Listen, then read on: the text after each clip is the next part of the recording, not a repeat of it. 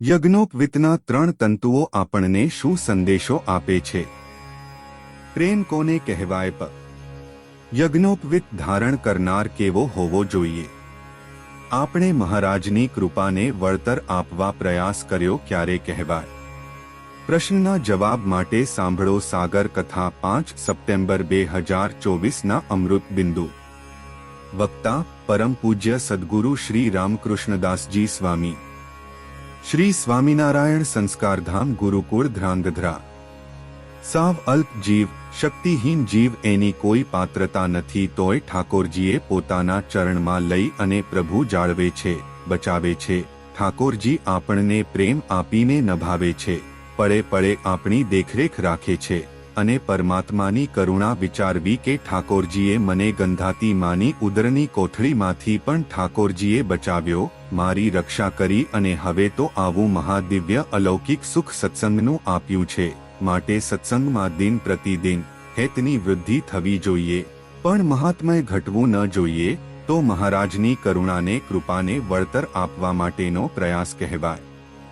ઠાકોરજી આપણને જ્યારે એવા પરમહંસ આપ્યા હોય ને, તો એવા સંતનો યોગ એને સમજવા માટે પ્રયાસ કરીએ, એની મરજીને અનુસરવા માટે પુરુષાર્થ કરીએ, તો ઠાકોરજીએ જે આપણા ઉપર કૃપા થઈ છે એનું વળતર કંઈક અંશે આપણે આપી શકીએ છીએ, બાકી તો મામલા ખતમ.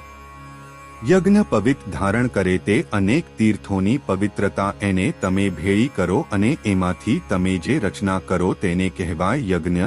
જેટલા તીર્થો મહત્વના છે અને પવિત્ર છે અને તીર્થો અનેકને પવિત્ર કરે છે, એમ યજ્ઞ પવિત્ર ધારણ કરનારો આત્મા એટલો શુદ્ધ હોવો જોઈએ, એની ક્રિયા એટલી બધી પવિત્ર અને શુદ્ધ હોવી જોઈએ, એના અંતકરણ વિચારો દ્રષ્ટિ એની ભક્તિ ત્યાગ વૈરાગ્ય ધર્મ નિષ્ઠા આત્મનિષ્ઠા વગેરે વગેરે એટલા બધા શુદ્ધ અને પવિત્ર હોવા જોઈએ.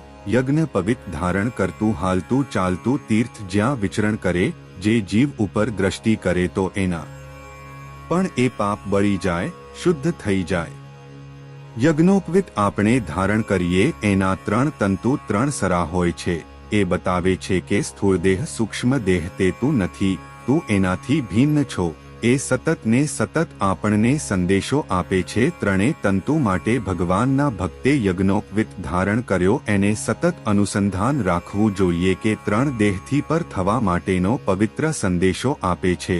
બીજો સંદેશો આપે છે કે જાગૃત સ્વપ્નને સુષુપ્તિ 3 અવસ્થામાં પરમાત્માની મૂર્તિના સુખમાં રહેતું. ત્રીજો સંદેશો આપે છે કે રજોગુણ તમોગુણ અને સત્વગુણના ભાવથી તું પર રહે, બ્રહ્મરૂપ માનીને પરમાત્માની તું આરાધના કરતો રહે. આપણે આપણી જાતને એવો છાંયડો ન આપવો જોઈએ કે આપણે જીવનમાં આવનાર તાપને સહન ન કરી શકીએ, એટલે કે આ લોકની ઈચ્છાઓ જે મોક્ષ બગાડે એમ હોય, પરિવારના સંસ્કારને કે આપણી હિન્દુ સંસ્કૃતિના સંસ્કારને ખતમ કરી નાખે એવી ઈચ્છાઓ હોય, તે ઈચ્છાઓની પૂર્તિ ન કરાય, એને તપાવ્યો કહેવાય. જેમાં કોઈ પ્રકારનો વિકાર ન હોય ને જેમાં કેવળ ને કેવળ પરમાત્માનું સ્વરૂપ જ રહ્યું હોય, એને પ્રેમ કહેવાય. જેની આજ્ઞા મોટા સૃષ્ટાઓ નથી લોપતા, જેની મરજીને સૂર્ય ચંદ્ર પૃથ્વી સમુદ્ર ક્યારે લોપી નથી શકતા, અને જે પ્રમાણે ગતિ કરે છે પણ આ જીવ દેહ અને માંસના લોચા માટે ગમે તે આજ્ઞા લોપી ગમે તે ખાઈ પી ઓઢી બોલે સાંભળે, એને કાંઈ અનુસંધાન જ નથી.